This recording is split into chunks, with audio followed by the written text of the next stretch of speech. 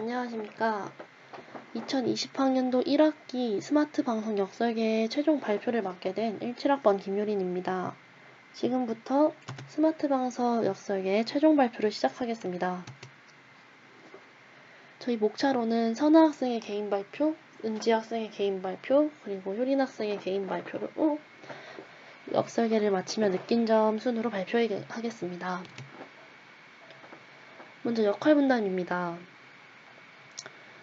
저희는 이제 김선아 학생이 하드웨어 부분에 MDXS 165610, 우노보드 HC06 부분을 맡았고요. 소프트웨어 부분으로는 유은지 학생이 C샵과 웹 프로그래밍, 그리고 김유린 학생이 데이터베이스 연구 및 분석을 맡았습니다. 저희의 블록 다이어그램입니다. 저희 블록 다이어그램은 먼저 사용자로부터 압력을 받아 압력 센서가 그것을 감지하고 32채널 실드를 통해 아두이노에 데이터가 가며 그 데이터가 PC에 또한 전달이 되며 PC가 그 데이터를 비주얼라이즈 해줄 뿐만 아니라 데이터베이스에 또 데이터를 전달을 하여 그 데이터베이스가 서버를 통해 데이터를 저장하고 분석하게 됩니다. 다음으로 이제 선아 학생의 개인 발표를 들어보도록 하겠습니다. 안녕하세요. 17학번 김선아입니다. 설계미 프로젝트 개인 역설계 최종 발표를 시작하도록 하겠습니다. 목차입니다. 첫 번째 MDXS 165610, 두 번째 아두이노, 세 번째 HC06, 마지막 네 번째 역설계를 마치며 느낀 점의 순서를 따라서 발표하도록 하겠습니다. 압력 센서 MDXS 165610입니다.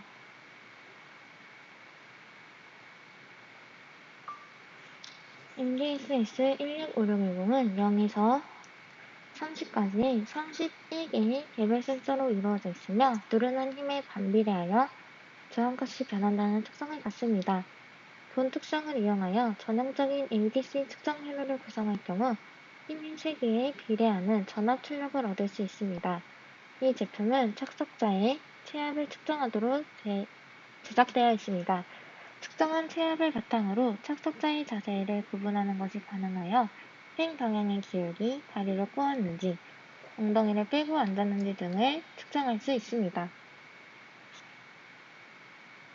네, 센서의 기본 설명이고요. 천차에 대해서 알 수 있는 표입니다.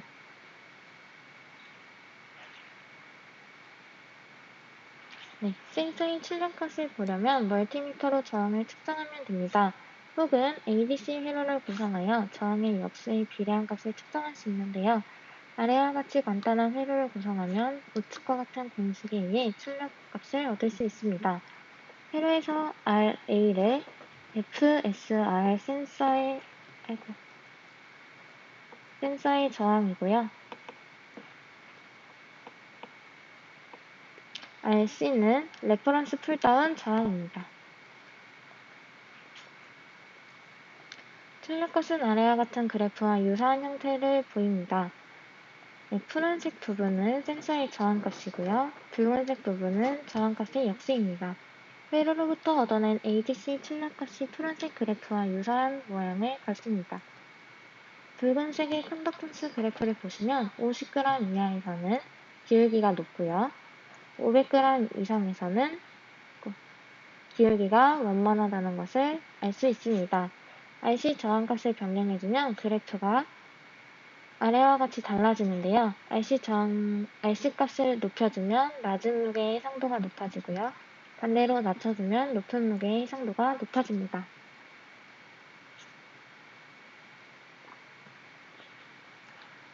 네, MDXS 165620의 기본적인 스펙입니다. 가로 380mm, 세로 388mm입니다. 그리고 아까 말씀드렸던 것과 마찬가지로 0에서 30개의 총 31개의 개별 센서를 가지고 있습니다. 다음은 인식 영역인데요. 노란색 부분은 프라임 눈으로 센서가 잘 인식되는 영역이고요. 푸른색 부분은 인터미디에이트 눈으로 센서의 인식률에 대한 편차가 큰 영역입니다. 마지막으로 빨간색으로 체크되어 있는 부분이며 대대전으로 인식이 되지 않는 영역입니다. 이제 이 센서를 아두이노와의 연결을 돕는 센서 측정 쉴드에 대하여 소개해드리도록 하겠습니다. 제가 소개해드릴 부분은 바로 이 부분입니다. 네, 기본적인 스펙은 가로 157mm, 세로 28mm입니다. 이 부분이 시트 센서의 연결 패드 부분이고 주황색 이 부분은 입력 센서 연결 홈입니다. 그리고 붉은색 이 부분은 아두이노 연결용 소켓입니다. 연결 방법에 대하여 말씀드리도록 하겠습니다. 센서 선 두 개가 있는데요. 그 중에 선 하나는 쉴드의 ADC로 연결하고 나머지 선 하나는 VCC로 연결을 해주면 됩니다. 아두이노 우노에서의 연결 예시입니다. 마찬가지로 한 선은 ADC로 연결해주고요. 나머지 한 선은 VCC로 연결을 해주면 됩니다. MDXS 16560과 가장 많이 연결되는 보드는 아두이노 우노 보드이지만 나노 보드 역시 사용이 가능합니다.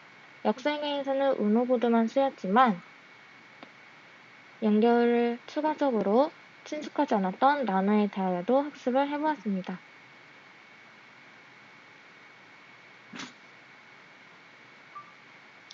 MDX 다음은 아두이노입니다.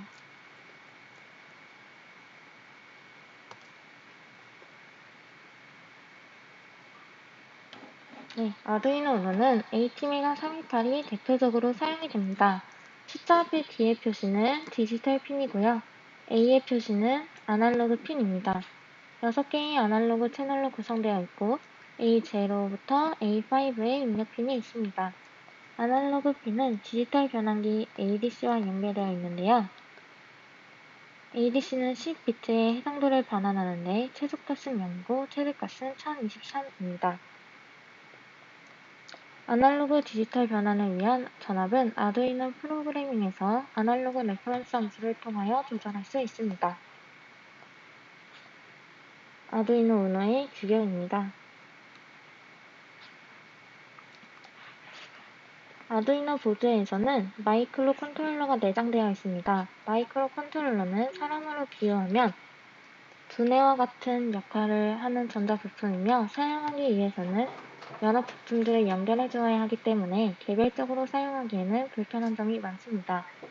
아두이노 보드는 마이크로 컨트롤러를 중심으로 여러 가지 전자부품들이 하나의 보드 위에 연결하여 만들어진 마이크로 컨트롤러 보드이며 마이크로 컨트롤러를 손쉽게 사용하기 위하여 만들어졌다고 볼 수 있습니다. 네, 그림은 아두이노 보드에는 칩이 있는데요. 아두이노 우노 칩은 AT메가 328T입니다. 다음은 아두이노 나노입니다. 아두이노 나노는 아두이노 우노의 축소판으로 핀의 수가 줄어 소형 사이즈로 적합하게 사용 가능한 보드입니다. 아두이노 나노의 메인 프로세서 혹은 AT메가 328을 채택하고 있습니다. 네, 아두이노 나노의 스펙이고요. 아두이노 우노와 동일한 기능과 핀을 가지고 있습니다. 아두이노 나노는 아두이노 우노에 비하여 작은 사이즈지만 우노와 같은 14개의 디지털 입출력 핀과 6개의 PWM 핀을 가지고 있습니다. 네, 이 두 그림은 아두이노 나노의 핀 구성도입니다. 아두이노 나노는 브레드보드에 연결하거나 PCB에 연결하기 편한 구성이 되어 있고요. 아두이노 우노와 동일한 핀 구성을 가지고 있는 것을 볼 수 있습니다.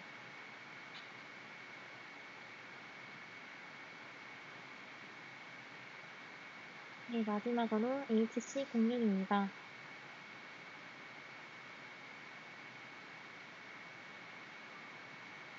네, 마지막으로 HC06 블루투스 모듈입니다. 보이시는 사진이 HC06의 사진이고요. HC06의 핀은 다음과 같이 구성이 되어 있습니다. 주의할 점은 HC06이 두 가지 타입으로 되어 있는데 데이터送信 핀의 전압에 따라 3.3V와 5V의 타입으로 나뉩니다. 자신이 갖고 있는 HC 모듈이 어떤 타입인지 잘 알고 있어야 합니다. 아두이노 우노는 5V로 부품을 제어하기 때문에 HC06 5V 타입은 그대로 연결을 해도 되지만 HC06 3.3V의 타입은 전압을 낮춰주어야만 사용을 할 수 있습니다. 네, 전압을 맞춰주기 위하여 사용되는 전압 분배 회로인데요. R1과 R2의 크기를 1대1의 비율로 맞춘다면 공식에 의해서 3.33의 계산이 이루어집니다. 따라서 HC06 3.3V의 타입은 전압 분배 회로를 사용해야만 이용을 할 수 있습니다. 아두이노 보드와 HC06이 시리얼 통신을 하기 위해서는 가장 중요한 것을 통신 속도를 맞추는 것입니다. 시리얼 통신에서 통신 속도는 브레이트라고 부르며 아무 숫자나 이용할 수 있는 것이 아니고 규격이 정해져 있습니다.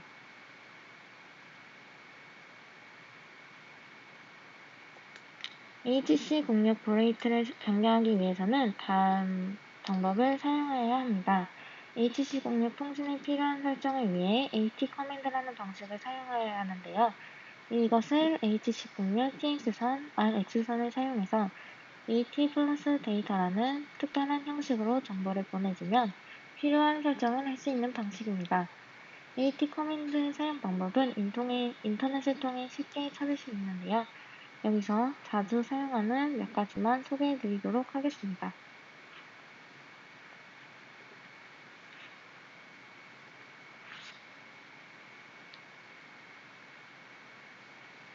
이러한 코맨드로 HC06의 통신 설정을 할 수 있습니다.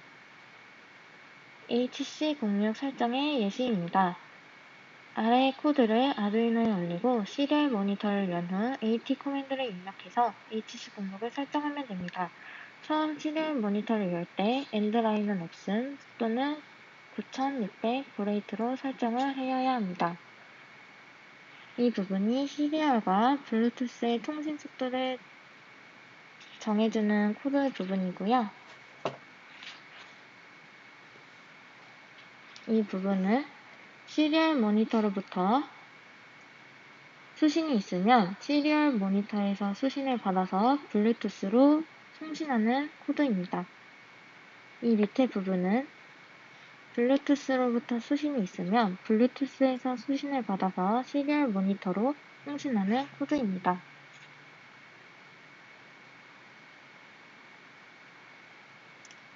네, 사진이 잘 보이지 않는 부분이 있는 것 같아서 따로 추가해 보았습니다. 네, 마지막으로 최종 설계를 마치며 제가 느낀 점에 대하여 말씀을 드리도록 하겠습니다. 저는 저만의 3단계 기준을 통해서 이번 역설계를 마무리했는데요. 이 사진은 연락을 통해서 얻은 선배님들의 실제 작품입니다. 처음 해보는 역설계라 어려웠지만 선배님들과의 연락을 통해 자신이 배우고 직접 체험해본 제품을 역설계를 통하여 연구할 수 있어서 좋았고 뜻깊은 시간이었습니다. 감사합니다. 지금까지 김선아 학생의 개인 발표를 들었습니다. 다음으로 유은지 학생의 개인 발표를 듣도록 하겠습니다. 안녕하십니까. 방석 시스템 개발에서 소프트웨어 알고리즘 연구 부분을 담당한 윤지입니다. 발표를 시작하기 전에 목차 수정이 있는데요. 원래 목차대로라면 이제 제가 해야 할 부분이 MySQL 연동하기인데 김효린 학생과 얘기해본 결과 이 부분이 저보다 효린 학생의 파트에 더 밀접하여 효린 학생이 연동을, 저는 UI 코드를 설명하기로 했습니다. 중간에 교수님의 피드백이 있으셨는데요. 여기 보이시는 연동하는 부분에 대해 조금 더 자세하게 설명하고 마지막 UI 코드로 넘어가겠습니다. 설명할 때 이렇게 처음 보여드렸던 소스 코딩인데요. 여기 오른쪽이 블루투스 소스 코딩이고 아두이노 블루투스 소스 코딩, 왼쪽은 C# 코딩의 중요한 일부인데 통신을 위해 쓰인 코드를 중심으로 설명을 해보겠습니다. 시리얼 포트 클래스입니다. 네임스페이스랑 어셈블리는 이러하고요. 시리얼 포트는 시리얼 통신 프로토콜을 사용하여 데이터를 송수신하는 데 사용하는 클래스입니다. 그리고 직렬 드라이버 속성 액세스를 위한 프레임워크를 제공합니다.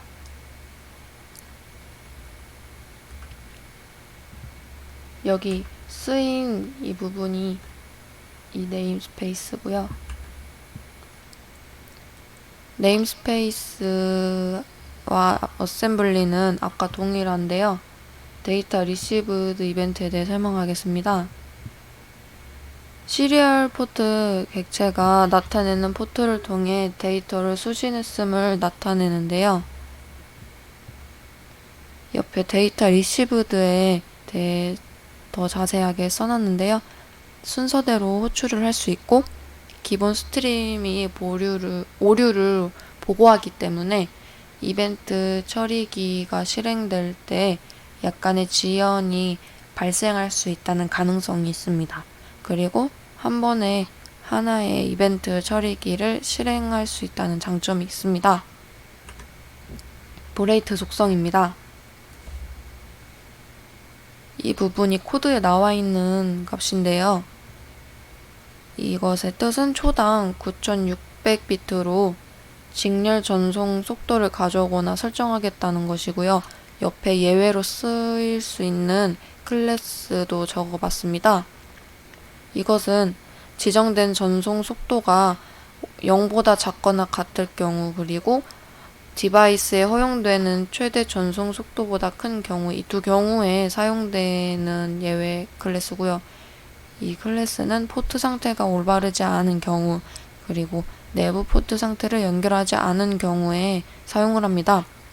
예를 들면은 이 시리얼 포트 객체에서 전달된 매개 변수가 잘못된 경우를 말합니다. 이제 UI 코딩에 대해 설명하겠습니다. 이 그림은 코드카데미에서 웹페이지를 공부할 때 나온 그림인데요. HTML 관련 이미지이지만 개념 설명의 이해를 돕고자 가져왔습니다. 자넬 디자인 설명에 마진과 같은 용어에 대해 설명을 하고 전체적인 코딩을 보여주려고 합니다. C샵에서 볼더는 어떠한 영역이나 경계를 지정하는 데 사용하는 컨트롤인데요. 그리드 안에 볼더를 추가해주고 버튼을 하나 생성을 합니다. 그리고 나서 이렇게 이 볼더의 두께와 색상을 설정을 합니다. 그러면은 여기 이런 모습을 볼 수가 있겠고요. 마진과 패딩에 대해서 설명하겠습니다. 마진 속성을 레이아웃에서 요소의 주변에 남겨줘야 할 공간을 결정할 때 사용을 합니다. 이러한 특성으로 요소의 마진을 이용하여 레이아웃에서 위치를 제어할 때 사용하기도 합니다. 이 경우에 이렇게 하나를 썼을 때 이 경우는 상하 좌우 설정값이 모두 50으로 설정된 것을 말하고요. 아래처럼 이런 식으로 사용될 경우에는 좌상 우하로 이렇게 순서대로 30, 20, 40, 50으로 정해진 것을 볼 수가 있습니다. 옆에는 패딩에 대한 것인데요. 패딩 속성은 마진과 반대로 마진은 요소의 외부의 여백을 지정하는 것이라면 패딩 속성은 요소의 경계와 내부 콘텐츠 사이의 여백을 지정하기 위한 것입니다. 사용법은 마진과 같아 따로 설명하지 않고요. 버튼의 테두리인 볼더와 버튼 안의 텍스트 사이에 여백을 지정하는 거라고 보면 되겠습니다. 이것이 메인 윈도우에 보여지는 UI입니다. 전체 발표에서 코드화 설명하기 위해 말로만 설명하고 보여드리진 않았는데요. 그리드를 나눠서 방석의 압력 센서들의 배치와 똑같은 배치로 셀들을 만들어 같은 번호를 매겨서 그대로 버퍼에 대입한 모습입니다. 이게 자넬 코드와 함께 설명을 할 텐데요. 이렇게 가로와 세로로, 가로는 3개로 구분을 지어놨고 세로는 16개로 선을 나누어서 놓은 것을 볼 수가 있습니다. 이 부분은 라벨의 스타일을 설정한 건데요. 넓이와 높이, 수직, 수평, 그리고 여기 이 부분은 브러쉬 이 선들의 색상과 선 굵기를 1로 잡아놓고 폰트 사이즈인 얘네들을 18로 잡아놓은 값입니다. 여기 라벨은 지금은 여기에서 셀이 0, 1 이렇게까지밖에 안 나와 있는데 여기 01밖에 안 나와 있는데 원래는 옆에 라벨 그림처럼 31까지 있었습니다. 근데 길어서 일부만 가져왔고요. 아까 설명했던 마진이 여기에도 설정이 된 것을 볼 수가 있겠습니다. 이렇게 이 하나하나가 다 설정된 거고요. 여기 빨간색으로 표시한 부분이 버튼에 대한 정보인데요. 여기 쭉 보시면은 콤보와 리스트가 있습니다. 리스트와 콤보에 대해 잠깐 말씀드리자면 콤보 박스 컨트롤은 드롭다운 콤보 상자에 해당 선택 표시를 하고요. 리스트 박스 컨트롤은 사용자가 클릭해서 선택할 수 있는 목록을 표시합니다. 단일 선택과 다중 선택이 가능합니다. 그리고 여기 쭉 보시면은 텍스트 랩핑이라는 것이 보일 것입니다. 이것은 텍스트 블럭에 텍스트 줄바꿈 방식을 가져오거나 설정을 한다는 것을 말합니다. 이렇게 다 보시면은 아래와 같은 전체적인 UI의 모습을 만들 수가 있겠습니다. 최종 PPT는 여기서 마치도록 하겠습니다. 감사합니다. 지금까지 유은지 학생의 최종 발표를 들어보았습니다. 이제 마지막으로 김유린 학생의 최종 개인 발표를 시작하겠습니다. 그러니까 허리 작아진다는 위한 자세 교정 방석 시스템 데이터베이스 분석 파트를 맡은 17학번 김유린이라고 합니다. 지금부터 허리 작아진다는 위한 자세 교정 방석 시스템 데이터베이스 분석 최종 발표를 시작하겠습니다. 먼저 목차로는 설계 동기 및 목적, 블록 다이어그램, 교수님들이 해주신 피드백을 정리, 그리고 설계 과정, 그리고 그에 따른 설계 결과 순으로 발표하겠습니다. 먼저 설계 동기 및 목적입니다.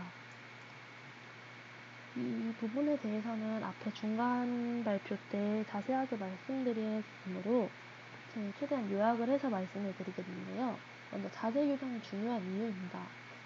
앞에 보시는 표와 같이 국내 척추 질환 환자 수는 해에 따라 증가를 하고 있는 추세이며 그에 따른 총 진료 건수와 총 진료비 또한 증가하고 있습니다. 이와 같이 국내 척추 질환 환자 수는 예로부터 큰 문제로 거론이 되어 왔는데요. 저희는 이 문제를 해결하는 방법이 치료보단 예방이 중요하다고 생각을 하게 돼요. 허리 작아진다를 위한 자세 교정 방석 시스템 역설계를 하게 되었습니다.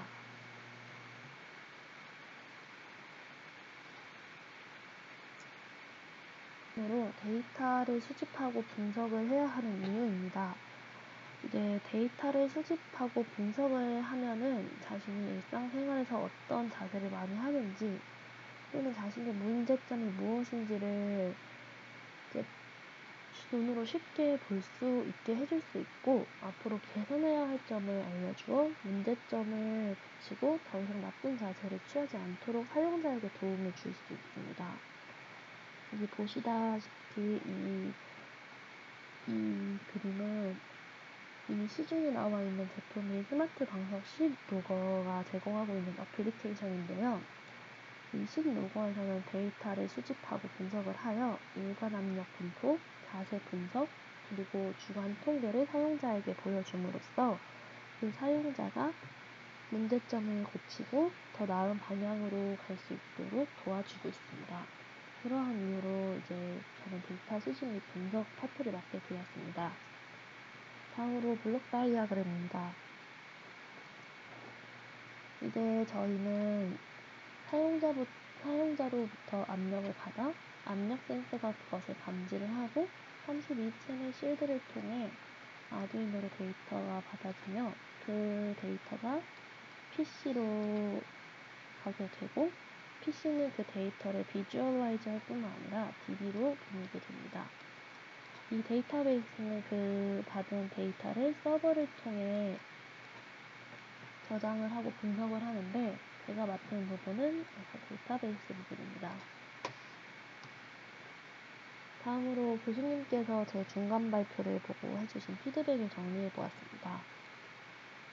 먼저 조용석 교수님께서는 실질적으로 어떻게 데이터베이스가 구성이 되어 있는지 직접 해볼 것을 제안을 하셨고 개선된 모습으로 구성을 하면 좋을 것 같다 말씀하셨습니다.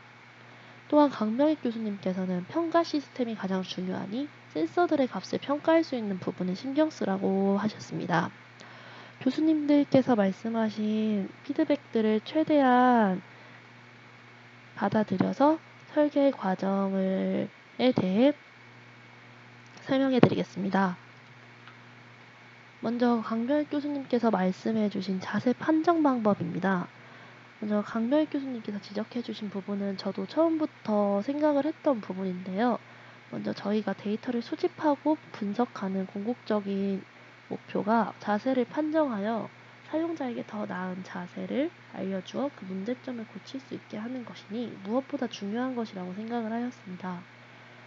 먼저 제가 이 자세에 따른 데이터 값이 어떻게 나오는지 보았으면 좋았을 텐데 이제 현실적으로 그것이 어려우니 먼저 앞에서 연구자분들께서 하신 그 실험을 찾아보았는데요. 그 실험을 하신 분들이 쓰신 논문에서 찾은 데이터입니다. 먼저 여기 앞에서 보시다시피 자세를 의자에 올바른 자세로 앉았을 경우입니다. 보시다시피 압력 센서 R2와 R3는 0으로 나오고 나머지 값들은 정상적인 범위로 나오게 됩니다. 다리를 꼬아서 앉았을 경우 이제 이른바 나쁜 자세죠. 이때는 올바른 자세로 앉았을 경우와 달리 R3, R4, R8, R11, R12가 0으로 나오며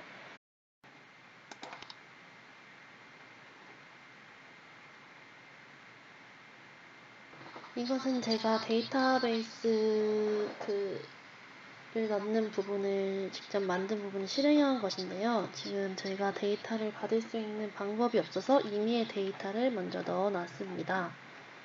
그리고 지금 이렇게 입력 버튼을 누르면 데이터베이스가 정상적으로 갔다고 뜨고요.